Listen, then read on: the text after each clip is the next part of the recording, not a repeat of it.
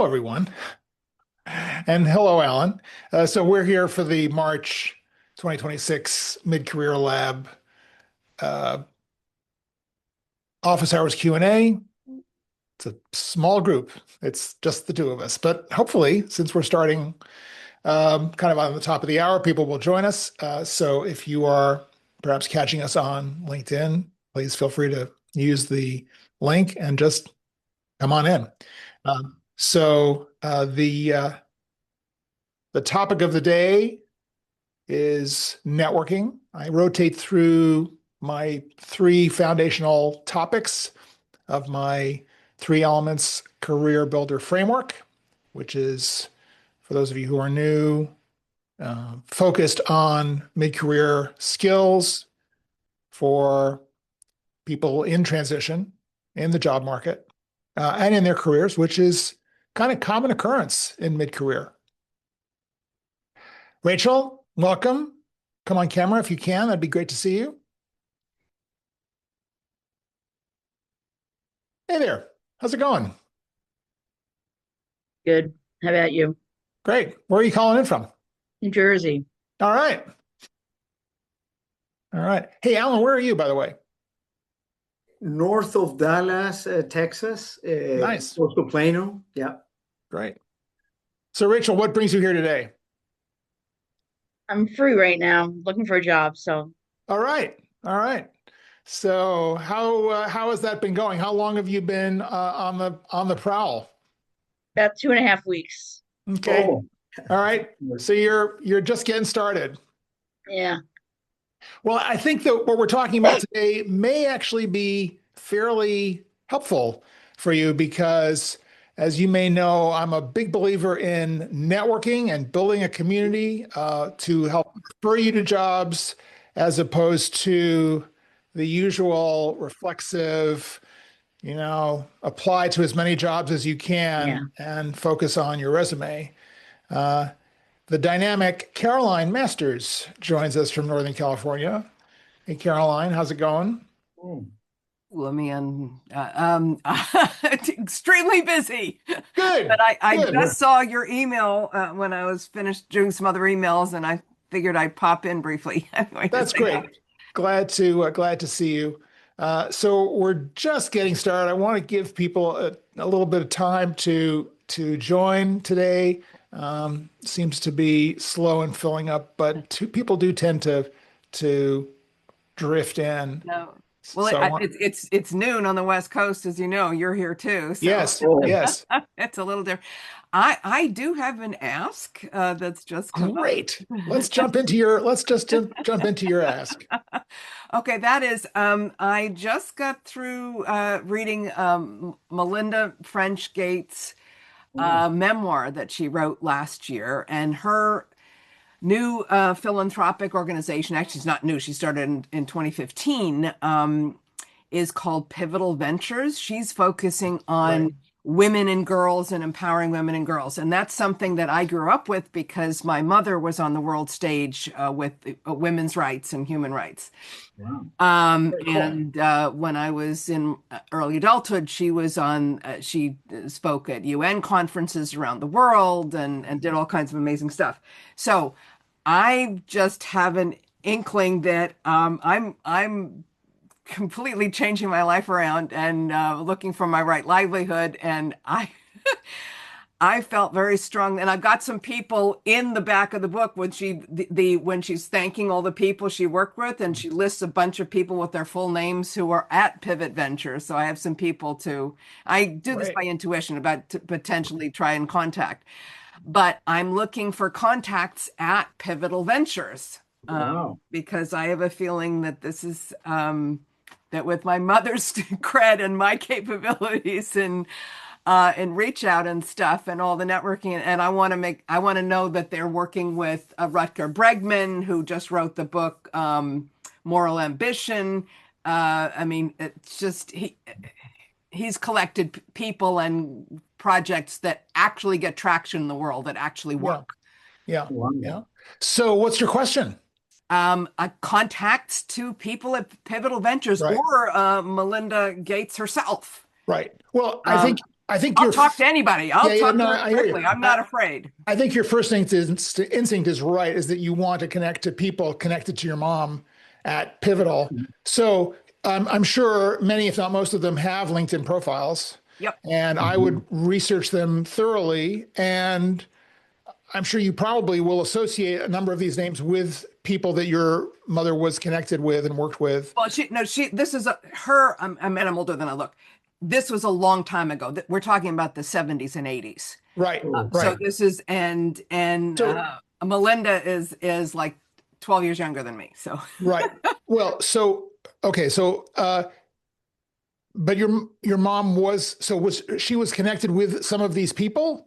no, no? I'm saying that the cause, the Okay, idea got it. of, so Got I it. have credibility in terms of this is an environment I Oh, grew okay, up okay. in, So whereas most right. women did not. So you don't have Direct kind of pedigree it's- connections. no, it's by association. It's saying, Got look, it, I got it, understand got the value of your Right. mission. Right. I grew up with the value of this mission. I'm excited. I Mhm. want to see what I could do to Yeah, work with yeah. you guys. Right. So, number of ways of approaching this. I would certainly make that list of who those people are from their LinkedIn. I would see who is active on the platform, who is Mhm. posting, Mhm. who is maybe even engaging with the posts that they Mhm. publish. And I Okay. would jump on those posts, Mhm. not initially to pitch yourself, but to No, engage with to engage. them. I've got to get a dialogue going. I've got to get some kind of, exactly. I need to get some feedback in Yeah. order to see where to go with it. Yeah. And at some point, see how that goes. Ideally, you make the right kind of comment. The poster, the person that you're trying to connect with, reaches back out, engages with you on what you said. I would certainly ask questions of them that they can answer. Mm-hmm. Maybe a little bit softball, maybe not so softball. You kind of figure that out. That's a good way to get into a dialogue. I would not ask them directly for an entree into Pivotal, but what I would do is, if the conversation goes on, say, "Look, I have a background. This has been my activity, but I'm in the process of pivoting to something that is very heartfelt for me and based on work that my mother did. And I'm feeling at this point in my life that I want to give back." Blah, blah. Put it into a concise, heartfelt sentence that your intention is to get involved in this work. Yeah. Ask them, "Do you have any suggestions for me about what my next steps could be?" Let them either direct you to somebody else, Yeah. Shrug and go, "I wish I could help you, but I can't." Or best case, say, "Hey, you should engage with so-and-so, one of my colleagues at Pivotal Ventures, or me." Mm-hmm. So there's a range of possible responses. You have a bit of a narrow window there in terms of, you can't expect to do this too many times. If you get turned on by one Pivotal Ventures person, then you move on to another one. No, But at the same time, this you is can this knock. I'm going to do this by intuition because Yeah. honestly, everything in my life I've realized goes by intuition.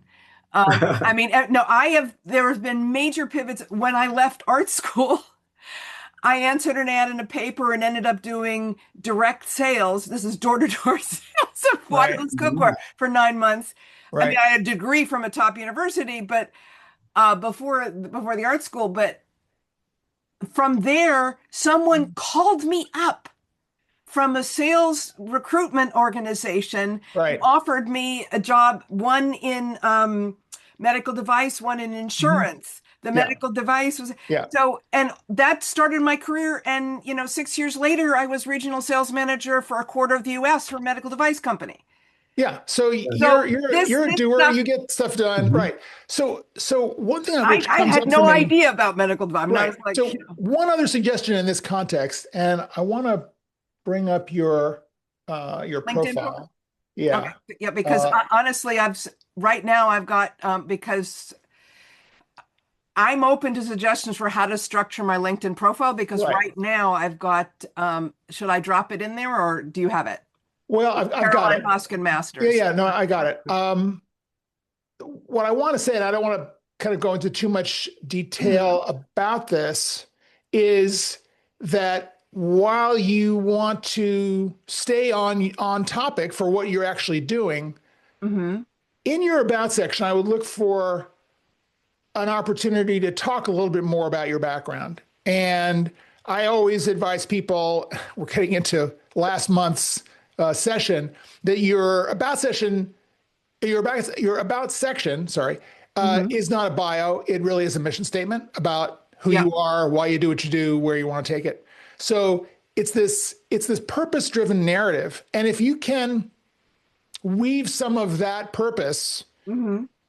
based on your upbringing, social conscience, supporting women's development, Mm-hmm. whatever that is, without it sticking out like a sore thumb, like, oh, you tack that on just to kind of get someone's attention. No, the whole thing Right? needs to be rewritten, and I just haven't because I didn't know what I was going for. It's hard to write something when Yeah. you don't know what target you're shooting at. Yeah. I mean, So this is great. I think I've given you a couple of tips here. If you want to have more of a conversation with me, please engage with me offline yeah. and we can go further perhaps. What's the best way to reach you? So just contact him here on LinkedIn and then we can move to email. But you On can just LinkedIn. contact me here on LinkedIn. Great. So anyway, but I while you're on the call, please don't go away because you've got a lot of wisdom to share with the Yeah, group. I'm happy to share. I wanted to come back to Rachel, who is new and who is newly looking for a job. So I want to find out a little bit more about what you've been doing, what you're looking for, and how we can kind of weave networking into the conversation. Because I've got some things to say about networking, which is very fraught for many people. So take it away. I'm all about networking. Thank you for showing up and thank you for braving it. The past 7 years, I've worked for 2 different agencies working with people with disabilities, helping them find jobs and be successful at jobs. Wow, great. And I'm completely burnt out. Part of that is management, but that's a whole other bag of worms. But I'm going to start looking towards either colleges or universities in my area or outplacement firms or other nonprofits that would use career coaches. Right. And have you started your outreach? Yes, definitely. And how's definitely. that going so far? Any kind of ripples back from the pebbles? So it's slow. One person I reached out to at a local school is actually on vacation this week, and I'm going to connect with her next week and ask her how things are going, where she is. Good. There. What questions do you have for me about this process, and how can I or anyone on the call support you in this? I'm here more just to take in stuff and then hopefully be able to give out stuff because I've been involved in networking groups for years, for over a decade. So right. I helped run one local one here. Well, you run one. I help run. I mean, there's a committee. Great. So Caroline is dropping a book. Is it a book? No, this is an organization. Are you familiar with Year of Miracles and Marcy Shimoff by any chance? The name Marcy Shimoff sounds familiar. Yeah, she has a book. Well, she has a number of books, but one of her books is called Happy for No Reason. She teaches a certification program in it. I was just on a Zoom call with her and a whole bunch of people. She's only runs it once a year. Year of Miracles is an annual program. I'm in it for the fourth year. It's an amazing community, thousands of people, mostly women, but helping each other. And they're doing bringing in a lot of experiential work and healers this year. Anyway, the reason I suggest her is because I just got a dingle that her Happy for No Reason program, which she's just launched, it starts later this month. She only does it once a year. I would, I can find the email with the link to it. I've got it here. Hang on. To explore that, because what you do and just meeting these people and getting suggestions from them, their community is very active and very happy for no reason. Here we are. Here's some. I always keep notes when I attend things so that I can pass on information. Here are. Great. Thank you. This is. I mean, I know so many healers, so many programs, so many things going on. I just got a really strong sense that you need to contact these people. And Your intuition again. Yes, yeah, there's the the intuition. other thing is Thrive Academy, which is Charlotte Jacobs and Jesse Corin, our husband and wife team. Where are you located, Rachel, by the way? New Jersey. Okay, well, A suburb of New York. they're out here, but they have an international platform called Thrive Dash. There's too many different Thrive Academies. I just had to look up exactly how to find them because there's just too damn There's many Thrive of them. Global. Yeah, there's lots of different Thrives. Yeah. Yeah, no, that's not the. I just sent an email introducing them, somebody I know has a tax program for solopreneurs that I just kind of connect that. So Right. this So is while these you're, guys. Caroline, while you're looking, I just want to reflect, kind of a little meta reflection, that what Caroline is doing is part of the essence of good networking, which is to always be giving to your network. And it's not about asking for favors. It is in a kind of a strange Pareto principle way, spending 80% of your time making introductions, sharing information. I do this. This is what I did in my consultative sales work. Exactly. In Yes. And custom US that's manufacturing. I was right. constantly helping people get their projects done, whether Right. they work with me or not. And Yeah. then when I help someone and give them somebody else because we couldn't help with that project, a year later they come back with a project I could help them with. It's what goes around comes around. Yeah. I mean, it So, just and I'm sure, Rachel, because you were involved in networking groups, you understand this principle as well as Oh my anyone God, else. yes. So right. So I think we are all here today to confirm what you already know about this process. and I loved, and I'm happy to please connect with me on LinkedIn too, Definitely. because I need help on figuring More out what to networking. do. John, I will be in touch with you because I've got to recraft my LinkedIn. Yeah. I'd love to help. Yeah, because just a couple of tweaks here, and I think you could really make this work. And I think, and I know you've really, I don't want to say struggled, but I think you have really been following a lot of different threads in your life over the past, certainly 5 years that I think I've been hanging Since around with Christopher you. died in 2020, yeah.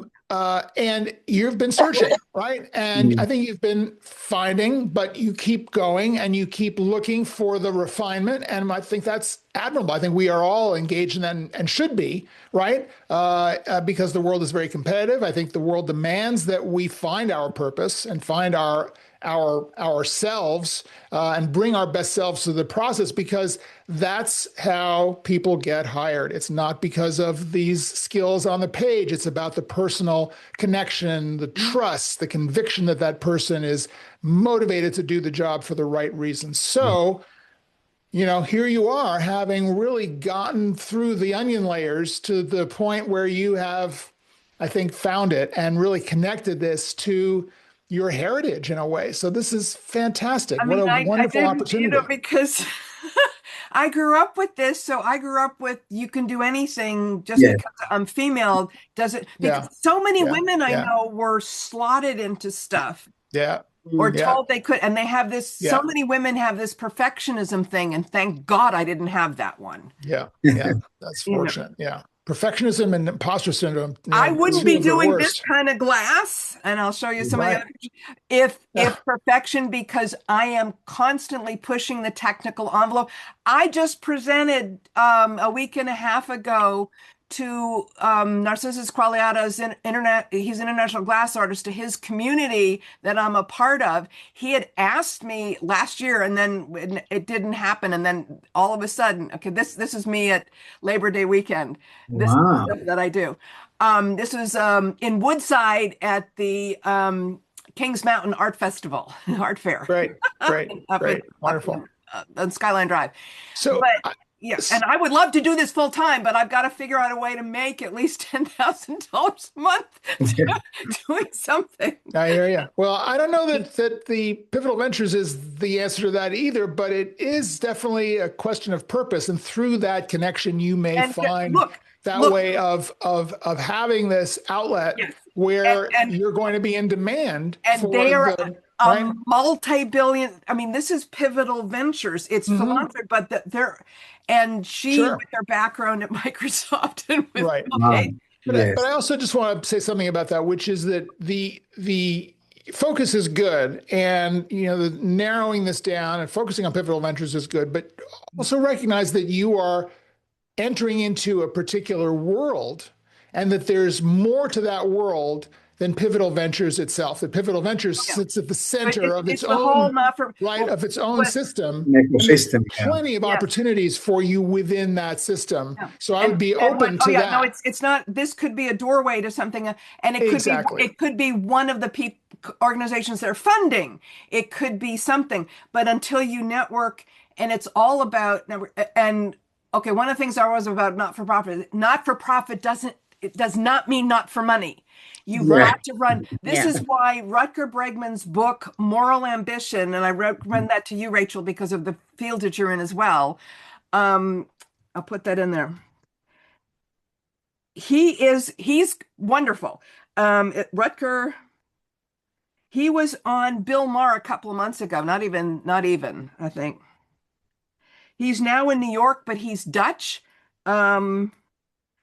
His one of his earlier books, he's only in his 30s. One of his earlier books was Utopia for Realists, where he talks about all the history of universal basic income, which is so important. And we do not have, the other thing I'm passionate about, we do not have healthcare in this country. We have disease care. We have a lousy system. I was in it. I got out of it. I understand it. I had pharmaceutical executives tell me over 40 years ago, our business model is to have people on drugs for life. We have no interest in curing anyone. That's right. All separate conversation. That's a whole, there's so many societal things we need to change. And that's what Christopher and I were involved with, trying to change this. Yeah. So thank you for that. I want to just quickly interject one little paradigm here for us to think about. And for your consideration, Rachel, as you're in the middle of it, that talks about networking. Should I do this? I will, I think I can just talk this rather than present it. I thought I'd do a few slides, but there's only, 4 of us today. So I think part of the issues that I see around networking with people and this intimidation that people have, and you guys, I'm sure can support me on this, is that it is this kind of overwhelming, fearful, awkward prospect, and at a time when we feel most vulnerable, which is we've been separated from that job that we, unfortunately, but understandably, use as part of the definition of who we are. We very much associate ourselves with the job. Without the job, who are we? It represents most of our waking life. How do we engage in a networking situation? We're meeting strangers. We don't know how we're going to be perceived. We feel awkward. We avoid the situation. So the 3 factors I think we're dealing with is that networking feels, number one, random. Where do we go? We're not going to just kind of pick these things out. If something comes up, well, then maybe we'll go if we kind of feel strong enough about it. The number 2 problem is that it's reactive. We don't have something particular where we have to say. We're just trying to see what it's like. Maybe you'll meet someone, maybe you won't. Maybe you'll stand in the corner. Maybe you'll sit on the Zoom call with your camera and sound off, and you'll just kind of watch. Other people are engaging. Other people are introducing themselves. You hang back. And then the third thing is that it's awkward, that it feels like you're way out of your comfort zone.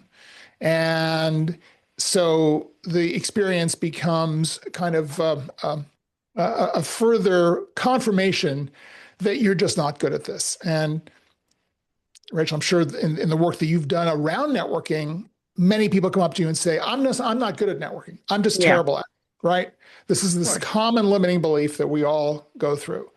So the reframe around this for me to kind of build this back up and really reverse the polarity around networking is to go from random approach to intentional, where you are really deciding why you want to network, what your goals are, and what your expectations are about the event. So you're not just going to anything, you're targeting very specifically based on your needs and your desires for where you want to be, what you want to do, and avoiding anything which is not on target for you. So the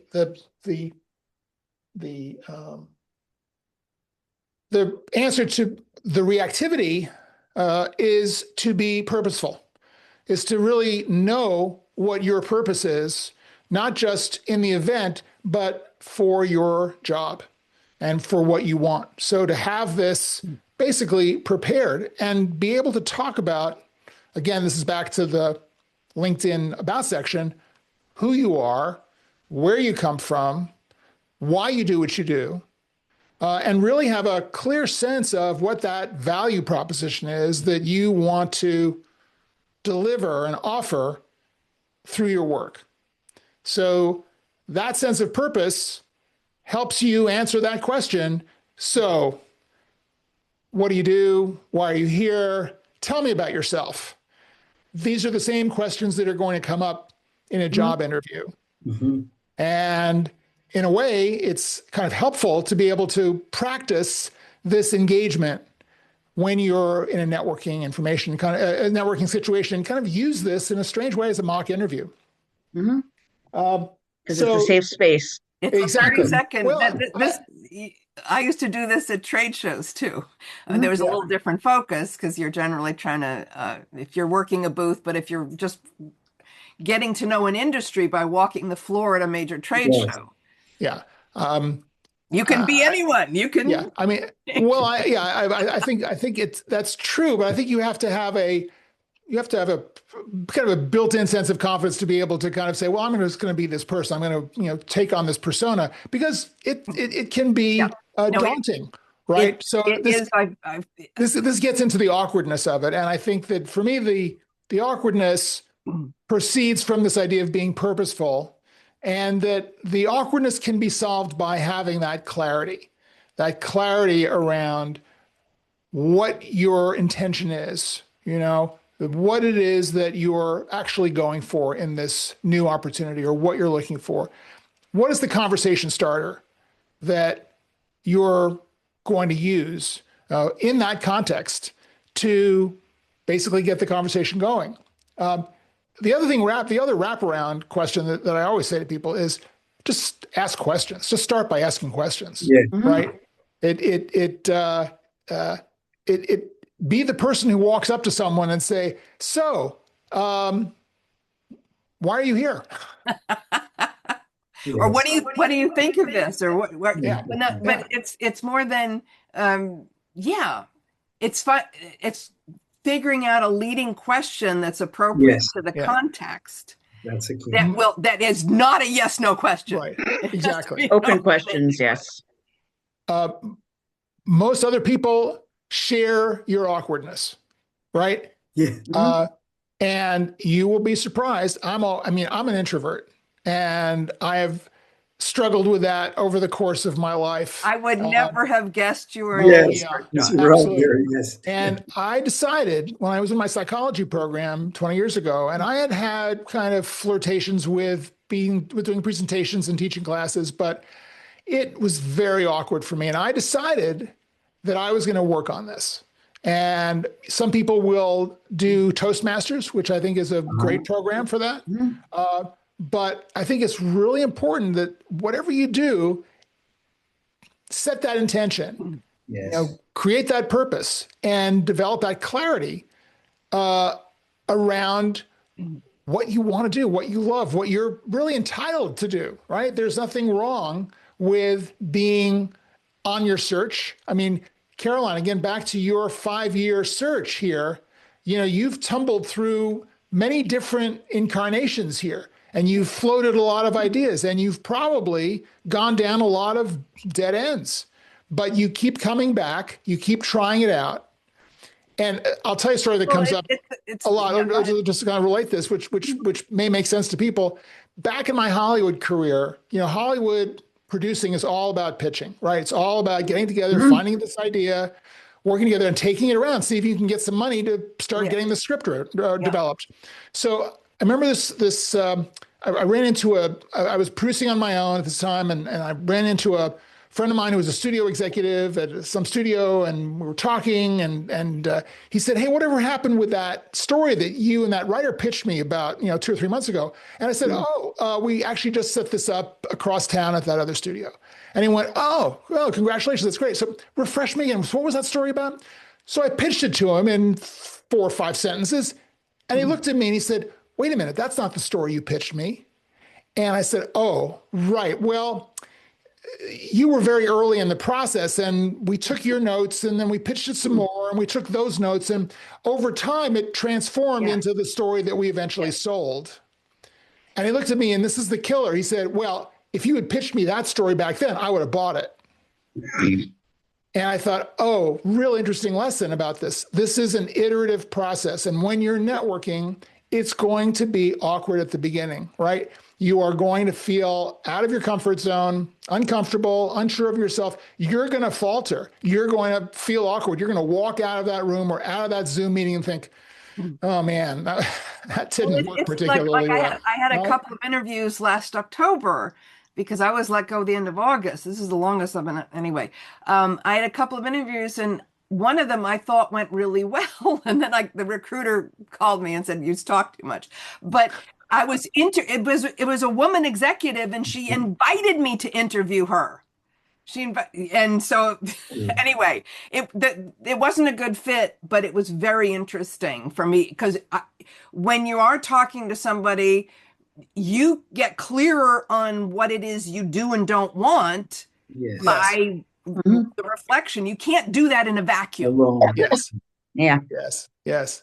So, Alan, I wanted to bring you into the conversation. You've been nodding. This clearly resonates with your experience as well.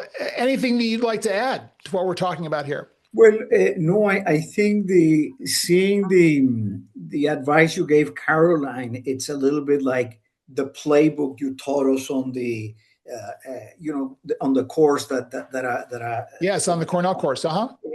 yes. So that's very good to hear, and also I think it's very nice to see Caroline's passion and unconventional career path. But I saw her profile, and it's very impressive with all of this business development things that I can relate to. But also I would say her ambition to kind of a transformative transition at the maybe tail end of her career. It's something that I can relate. I want to do something that matters. I want to do something. It's not just for money. I have to do something that matters again. I mean, it's like absolutely. And so that's something that I can relate, because I am kind of a little bit in that search, maybe with some runway, a few years ahead, but somehow that's kind of the ambition and the landing spot, right? But then as you and I have spoken before, John, and kind of the idea, and the more I attend the sessions, I learn a lot, from the other colleagues, but I do want to master that know-how of LinkedIn and networking, not only for myself, but I see my son coming in, starting in college, and actually be more of a natural networker, but also the need. He got rejected to my company now for the internship, but I want to help pass that knowledge. And then in the case also of my wife, that she's repositioning herself to do more independent therapy and less, let's say, school counseling. So she's going to, and again, she's doing the LinkedIn, etc., but she's not a master, right? So right. I think, coming back to, the reason I'm here and how I can contribute, ultimately, I really want to master, a lot of the things that you said. And then I go back to the basics, the Ikigai. That was really what brought me in. And Honda and all that good stuff. Right. Yeah, I have the book, and I need to reread it, but somehow seeing all of that in play, and then, that can apply to some of our many and diverse stages and career, but kind of that, that method and that playbook, works well. So yeah. Right. So And Eric, Rachel, so I wanted to, sorry, are you familiar with this Japanese concept of the Yes. Ikigai? Yeah. Where it's what you can make money at, what you're good at, and all the four Right. So circles. those 4 questions. So for people who are watching, what do you love to do? What do you do well? What does your world need? And what can you make money at? What can you get paid for? so it's love to do, because So for me, the intersection of those questions, this is kind of like a thought experiment. The intersection of those questions is the fulcrum on which to begin this process. And in a funny reverse engineering way, if you start with that process and really start to kind of think about, particularly if you're in mid-career, you've been kind of chugging along for 20, 30 years maybe in your career, and you really haven't thought about these things in a while, now is a great time to reflect and pause. And sometimes losing a job can be the best thing for you, because it forces you to really think about, what do you want to do? And you may realize that by having this interruption now at age 45, 50, 55, you have the opportunity to reset, as Caroline is now experiencing, and set yourself up successfully for another 20, maybe 30 years of more purposeful work that aligns with your whole self. Yeah. I mean, I had a medical issue when I hit 50, and that's when I became a coach. In my past life, I was doing data analysis, but I always was thinking about being a coach while I was doing that. And then I had this medical issue, and I'm like, okay, time to change. Great. well, that's interesting, because I looked at last fall, I did a deep dive. I was part of the Thrive Academy for about 6-8 weeks. I was looking at being a coach, consultant, and that stuff. And then I realized I like to help people naturally, but I don't want to do it as a profession. I want to do art and then be part of something bigger too. So that's the world stage thing, and then my fine art. And Narcissus just gave me 10 days ago, when he had asked me to present my disc process to the whole community. His comments were, he said, you're very close to going to the next level, which is basically world class as an artist. And I was like, oh my God. Caroline, imagine if your art could serve the purpose of women's empowerment that you are drawing from if here. I can merge that somehow. Yes. And that somehow, through the creativity, through the expression that you are channeling in your art, there is a parallel there to the empowerment that you want to share and inspire in other women. So your journey through to your own inspiration, your own expression, may be a parallel, a methodology, some kind of configuration that drives this unique connection that you can make now with the women that you want to support. I mean, we need this on the world stage, but it's because my creativity, I years ago had the concept of art heals. I mean, they know this from stuff they do in hospitals. If they have rooms that are facing nature as well, if they have beautiful art, if they have the wall color, all of the lighting, all of this matters. Right.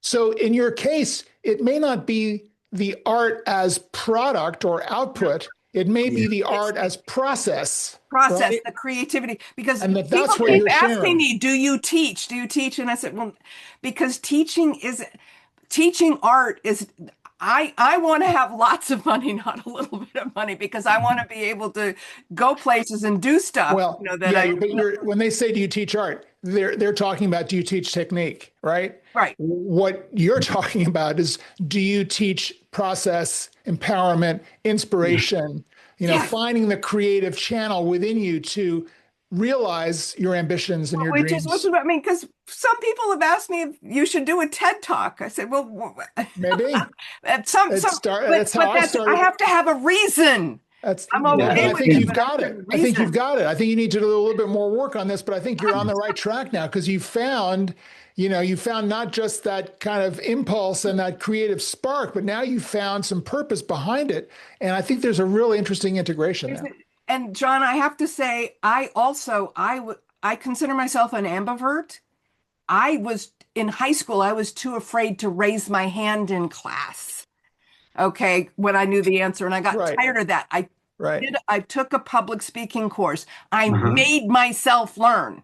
Right. But it wasn't until after college and art school that I finally fell into sales and, the Yeah, and relationship you thing. found that side of you. I mean, I think we all have multitudes within us, right? So, a lot of the times we are our own worst obstacles. Oh, and Right. the four Ikigai questions are: it's what you love to do, what you make money doing, and Well, no, what you love to do, what you do well, what your world needs. The Ikigai pattern says what the world needs. I think that's too broad. I think it has to be about your world that you live in, your business world, your personal world, and then what can you get paid for? And people struggle with that last one. When I work on this with my clients, people kind of will breeze through what I love to do and what I do well. It's like talents and skills. That's easy. And then it starts to kind of slow down around the what does your world need? It's like, oh, okay, I'm not really sure. But that kind of forces you to think about your product market fit, right? yes, product market fit. And then what can I get paid for? This is a very wide open question, and it's kind of a trick question in many ways because there is no easy answer to that. You kind of have to go through this process that we're talking about again, networking in the sense of connecting to people out there who are on the same path and who are willing to support you while you express support for them. So that ultimately is what the networking thing is about. That's going to help you refine this question of what do I love to do? What do I do well? What does my world need? How can I apply it? What's relevant and what can I get paid for? Where is their value? Because it's using that whole skill set that I have, building relationships, helping people get stuff done in a different context. Yep. Because selling solar panels and selling that stuff, it's like, I mean, especially in today's climate, there has to be a lot more to it. There's a political, the whole societal shift side of it, I have been missing for a while. That's what Christopher and I were involved in. Right. His hydrogen fuel and the ozone shield restoration was, I don't know if I ever shared that with you, John. What is your email address that I can send something to it's you? jt@midcareerlab.com. Mid-career is all one word, right? Yep, midcareerlab.com. Lab.com. JT, got it. I will send that to you because you'll get an idea of the kind of, it's global impact. I grew up with that somehow nothing was important. That was the most important thing. Everything else was secondary to that, to my mother. I don't know why. Right. Well, she was a visionary. She was also mentally ill and emotionally, but she was probably bipolar, never diagnosed, never treated. Right. Well, there's a wonderful book about bipolar called Exuberance. And the author is, I'm gonna miss this. This is a woman who was diagnosed herself. She's a psychotherapist who was diagnosed as bipolar, and her whole work has been about bipolar, about really delving deep into the condition. And the exuberance is all about the manic phase, right? And it's all about the value of the manic phase that we often discount around bipolar. And it sounds like your mom's manic phase was brilliant. Well, when she was talking at UN conferences, she could do that, but she'd come home and she couldn't handle the kids. She terrified myself. She would, anyway. It was, but it's, it was a tremendous example to see what is possible. Right. Yeah. Yes. But Eric, where are you located? Alan, he's on his son's. Your son. I see. Yes, I'm located north of here in the Republic of Texas, north of Dallas, Ah, close to Plano. Yes. okay, because the company that I worked for, Trina Solar, they built a 5 gigawatt solar panel manufacturing facility in Wilmer, Texas, just south of Wow. Dallas. And then they sold it to T1 Energy, which is an American entity, because of all Wow. the political stuff going on. Because what people don't realize is all the top solar panel manufacturers on the planet are Chinese because Yes. they invested. We did not. We exported everything just Yeah, like we America missed did with the all of our Yeah. manufacturing. It's Yeah. insane. We yeah. did it to ourselves. Yeah, but I can relate to that, Caroline, because part of my company, not necessarily my group, they are on like on the microgrid. I mean, doing a lot of, let's say, renewables, let's Yes. say the energy management, like, Yes. for the data centers inside the shell or outside the shell.